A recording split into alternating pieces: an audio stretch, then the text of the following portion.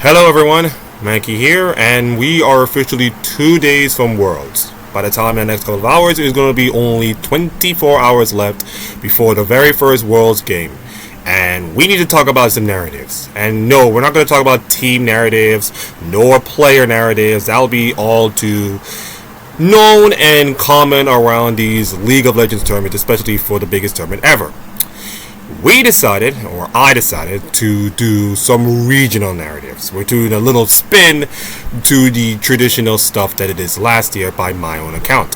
So what does it mean by regional narratives? It means that we are taking a deeper, closer look on all the regions that are going to be involved in Worlds and how important this Worlds would be in terms of like the fan base and all this kind of stuff. And if winning Worlds can do something, or in the case of the LEC or the LTA later on, growing back the fan base that is pretty much not in a good space. So, if you like this content, please like, comment, and subscribe, because tomorrow we'll be previewing the match between IG and T1, and of course I will do some parlays, of course, not betting parlays, of course, but parlays in terms of silver scrapes, kills, all this kind of stuff, and it will be, crystallized, of course, if you want to say that. So now, let us begin. We need to talk about the LTA. Now, as of a couple of hours ago, I wanted to give this congratulations to the Skies, who is going to be staying in the LCS. So now we have all 10 teams being accounted for in the LCS, with them and Sentinels joining through. Now, of course, that's a little bit of offside, talking about, Worlds, but I wanted to make this point because they got the branding back. And that will be the only good thing that comes out of all of this. This entire LTA year, in fact, this entire LTA franchising thing was a disaster from the very jump. In fact, it was so disastrous that the FlyQuest nearly being Gen G was pretty much the only good thing that happened to the LCS this year. And with this whole Brandon being a disaster, and it's not the Brandon that's being a disaster, it's the entire execution of force feeding rivalries, making content to try and do pick and plays and all kinds of stuff. It just didn't work. And viewership take an absolute nosedive. Like, I was listening to the Four Horsemen with Rich being the guest, and Thorin and Monte Cristo and Richard Lewis, by the way. Great stuff, great content, worth my 2.5 hours today. And I've realized something pretty critical. That even if you get the LCS branding back, and even if you do all of that, it may or may not make a dent in all kinds of stuff, which means that the whole situation is already gone too far down, and this whole chopping and changing of situations, kind of like what Man United right now, chopping and changing the managers, is going to give some inconsistencies, some poor performances, and some hopelessness, which is what I feel like many people are right now. But the other thing is that I'm close to 30 right now. Jad, by the way, did his podcast after he received a baby, by the way, and he's now doing the Worlds. He's probably around 30 at that time. There are virtually no youngsters watching League right now, and there are no virtually youngsters playing League from like your high schoolers, your colleges, and all kinds of stuff. There is just no benefits, and we've seen the tier 2 scene in North America is just not looking great right now. So you got all those factors that is making this region looking so horribly bad right now. And now we have come to the crux of this moment. It's like, this is boom or bust for North America in League of Legends. This is boom or bust for the LCS as a whole. Because if the LCS does not do well in this Worlds, then I don't think there's no hope right now. I don't think there's no hope for this region at all. I mean, the whole region is already hopeless, to be honest. But yeah, it's going to be way beyond help at this point. Even if they do get the branding back and even get, like, let's say 100,000 viewers, it's already dead, to be on that point. So what is going to be the one thing that will bring these people back? They need to have a good performance. And unfortunately for 100 Thieves, and I just heard the news by 100 Thieves, they are just absolutely screwed right now with River not getting into Korea, River not even coming to China, and practice scrims is not doing much. I literally write to David Shynock, who, by the way, is a 100 Ds guy through and through, even though they're going to leave League, of course. My expectations for them are not great, but holy heck, is this bad. It is really bad right now. It is so bad. Like, listen, I'm not expecting 100 Ds to do much, but I'm not expecting 100 Ds to do anything at this current moment. They're not going to get 0-3 right now. Same thing with Vivo Kia and Stars. I said they're going to be decent, of course. They might get a game if they manage to pull an upset. But I'm still saying I don't think they'll do much. That leaves us with pretty much the biggest villains, if you want to villainize Whippo, if you want, fine. And also, sadly, our biggest heroes, FlyQuest, who are close to being Gen G last year and close to being BLG. But we all know in this esports business and sports, closeness does not yield results. You have to finish the deal. And I don't care which their opponents are, your KTs, your top esports, you have to beat them. There is no excuse for this FlyQuest squad this year. You got the best Western jungler ever. You got a decent bot laner. You got a pretty good mid laner right now. And you got a polarized top laner who can still play decent, great League of Legends when he has to. This is the time for FlyQuest to actually bring North America back from, not saying the dead, but pretty much back from hell. In a year of hell for them. So, I don't know, man. FlyQuest has to show me what they made of this entire year. Or else it's going to be a rough couple of months for this region and beyond, of course. What about the LEC? What about the LEC? My region that I like so much. Well, let's just say the LEC is having a lot of trouble as well. Just a couple of hours ago, Los Radotones just won and are into the quarterfinals. Now, in case everybody doesn't know, the winner of the EMEA Masters Summer is going to be playing in the LEC tournament that's coming up in winter. Now you're thinking to yourself, okay, this is probably a warm-up tournament for them. No, scratch that, because that tournament will determine who will go to first stand. And let me tell you something, Kamento and the Odors are pissed. And to that point, I would say, for all the craziness about K-Corp this entire season, he's right. He's literally right. Imagine your K-Corp, you have all that stuff like Los Radotones have. You have the fan base, you have the arena, you have all that jazz.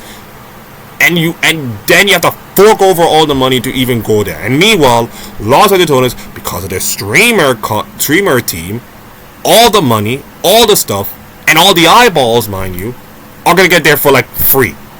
So, if you're in the LEC right now, what does a G2 slot cost right now? Or a Fnatic slot? Or SK slot or something?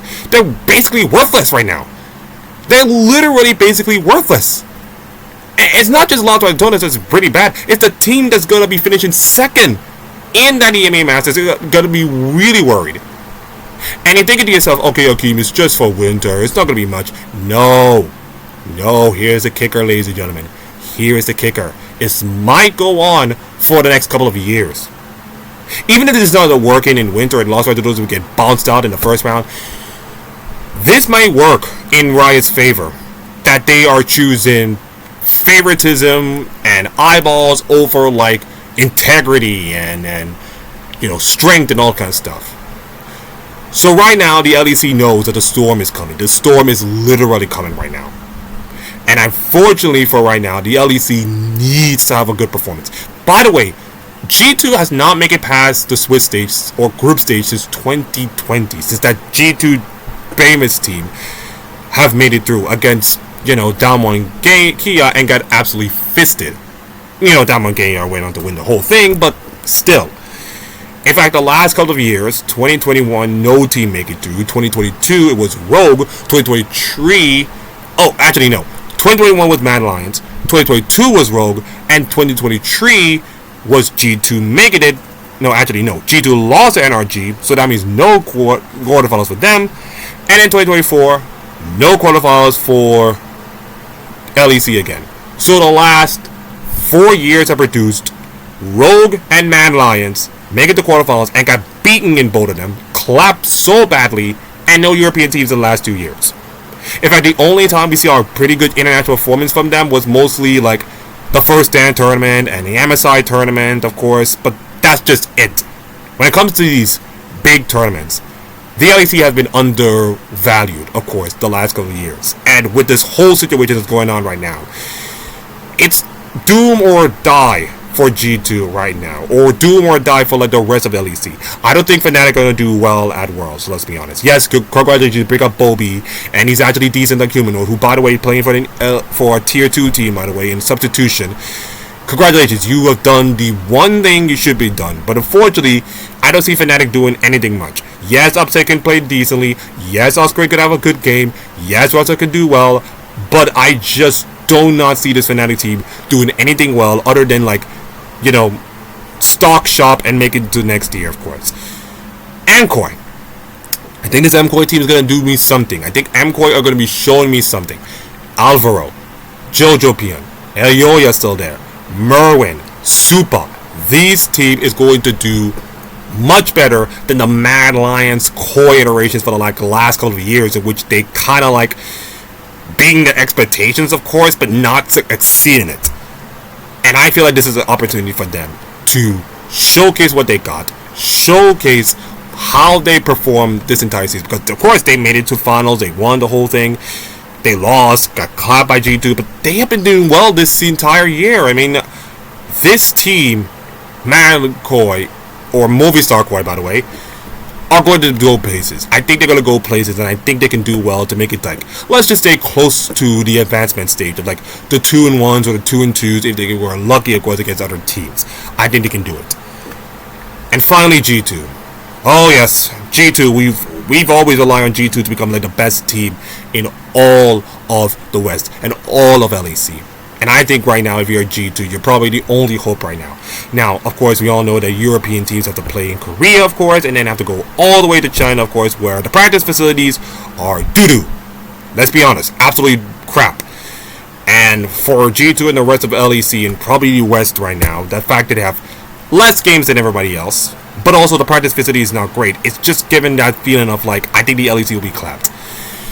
And I think right now G2 are going to be like the only good Western team besides FlyQuest are going to do something in Worlds, and they got the players to do it. They got Skumon playing pretty good right now.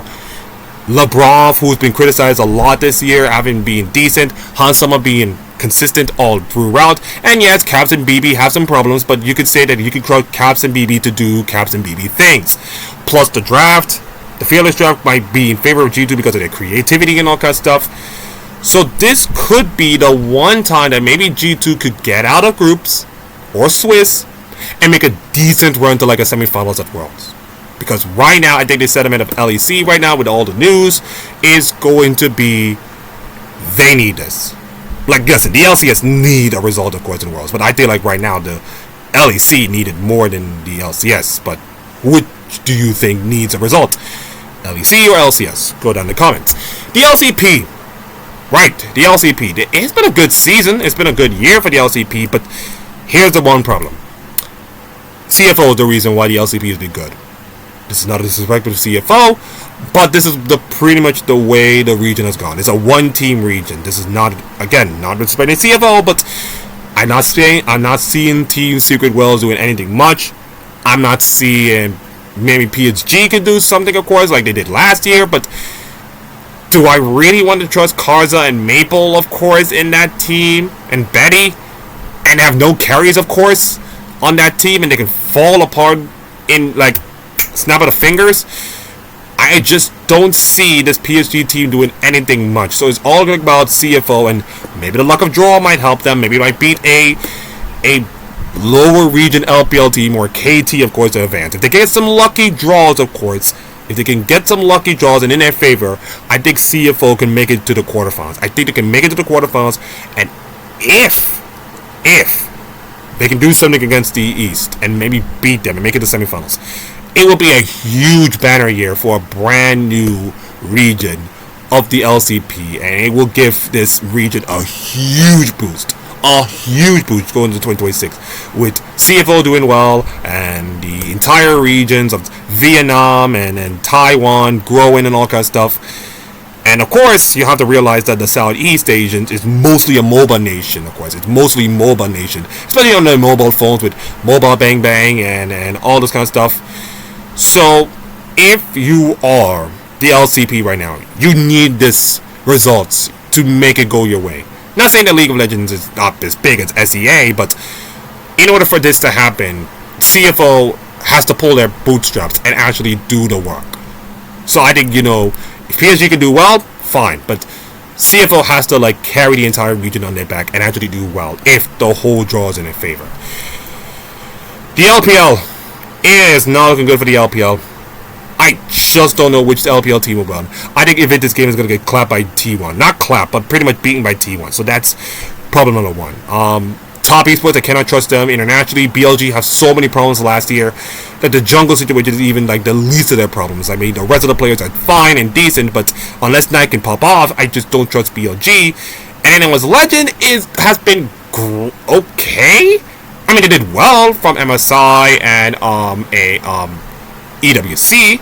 They do great, and they did great in Split 1, but they've been pretty much petering out from Split 3 onwards, and they made it through because of championship points. And also, Shanks is a dirty player.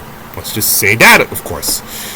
So right now, my fate in LPL right now, who haven't won Worlds since Arcane, mind you. Since Arcane Worlds in 2021. They haven't won in the front of a crowd since 2019, when they beat G2 at the Aqua Arena.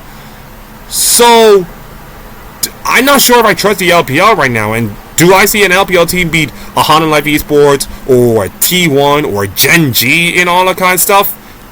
Yeah, I don't think so. I just don't see this happening for them, and if they pull it off, it will be amazing. It will be amazing for the Chinese viewers and the Chinese audience, who, by the way, are they playing at home, by the way? They're playing at their own home. It'll be huge for them. And with the finances situation and all kind of stuff, and, involving RNG and all that kind of stuff, with the financial situation. And by the way, just recently today, they are doing some kind of IPL auction. In case everybody don't know cricket, there is a tournament called the Indian Premier League, which is an annual T20 tournament, and they like to auction off players using rupees and all kind of stuff. It's kind of fun, of course. You buy the player from a higher spot, and if they don't play it, they don't play at all. It's similar, of course. Peter Dunn have the analysis, but here's the crucial situations. The here and now right now is that the LPL may not win Worlds. I don't think they may not win Worlds. It'll take a few lucky breaks to get through, and even then, it's going to be it's going to be rough for them. It's going to be absolutely rough for them. And if that happens, maybe a Western team could go through. And if they beat it, and if the Western team beat China, it's going to be painful for those Chinese fans. Painful. And that leaves us with the LCK. This is probably the region to beat. Take away KT Rolster. KT Rolster are pretty much cooked right now. I just don't know how KT Rolster make it through. Oh wait, KT, okay, BDD and Cuz play incredible, and Canyon and Chovy look like absolute crap. Okay, yeah, that's true. Yeah, you cannot have that again. You are not gonna have that again. You are literally not having that again. So KT are out. I just don't see KT going through as much.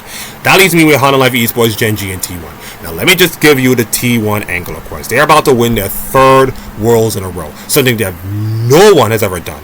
And I think David Shine, I've mentioned this, of course, in his shorts, in one of the biggest stories in all of Worlds so far, is that T1 are trying to go for the three-peat. The last time that happened to try to go for a three-peat? 2017. You know what happened in 2017? They lost to Samsung Galaxy. You know which one is Samsung Galaxy right now? Gen G. You know where this tournament take place? In Wuhan, in China. Particularly Wuhan, but in China nonetheless. So a little similarities going in through, of course. And let me just address this right now, that yes, all you people are fatigued of T1 right now. It's the same thing with the Kansas City Chiefs, who just won against Detroit Lions just a couple of minutes ago. It's the same thing over and over. It's the same thing. It's they're talking about, the Kansas City Chiefs a year in and year out with all the celebrities and the winning and all that kind of stuff. It's yes, it's cool, but for the other fan bases, for the 99% of the other fan bases, it's just been so tiring right now. And if you're a Riot Games employee because of you just don't want to stop. You just don't want to stop. You're going to keep full court press on this whole thing because this is T1. This is the biggest team in all the worlds. They're the one that drive the most viewership. Have you seen the last two international tournaments in MSI and Worlds last year? They were the ones that drive the biggest viewership in all of esports. So if you don't have T1 in this tournament, you're cooked. You're literally cooked. And I think that's pretty much tired them out, because the two teams that are also going to mention about is Gen.G and Hololive Esports have an opportunity to win Worlds and cement their legacy themselves. This team is, of course, it's called Earn Your Legacy. Gen.G and Hololive have a chance to earn their legacy. For Peanut, this is his last chance to go through because, of course, military service and retirement and all kinds of stuff. So this may be the last time for Peanut to actually get his gold. And with Seka being incredible and with Viper, they have an opportunity to win. I think Hololive Esports have an opportunity to win. I think they can do it. I think if all 5 of their players can come together and be incredible. And here's the kicker. All the controversy about Zeus, Bammy, all the chaos about Zeus this entire offseason and throughout, of course, in the mini part of the season with some court legality and all kind of stuff. Now it's up to Zeus to trying to show me where the money is. Show me the money, as the Jerry Maguire movie, of course, one has said. This is the put up and shut up kind of tournament for him. Because all that talk, all that hatred, all that stuff is going to be leading to you. You're the reason why Hololive Esports bought you. You're the reason why you get away from the T1 fandom, of course. This is your moment, man. This is your moment. You got to show me what you got. And if you can pull it off, and if Hololive were to pull it off, I think they can win. And finally, for Gen.G, this is Worlds or bust. There's no sugarcoating this thing. This is Worlds or bust for Chovy, for Keen, for Canyon, for Ruler, and for Doro. I mean, Doro is a rookie, so I think it'll be fine. But for the entire Gen.G organization, who haven't won Worlds since 2017, by the way, and haven't won Worlds since their rebrand. I mean, you gotta look at the failures right now. 2018, they didn't make it out of groups. You can say that 2019 didn't make it. 2020, they made it to quarterfinals, get beat by a really good G2 team, but you lost to the West, so that's bad. 2021, you lost in the semifinals, of course, at Worlds to an EDG team that went on to win the whole thing. 2023, you had an epic series against Damwon Kia when Ruler absolutely single-handedly won you the game, and unfortunately you lost to DRX of all teams. I still cannot believe it. And then actually it was 2022. 2023, you made it to you made it to quarterfinals again, but unfortunately lost.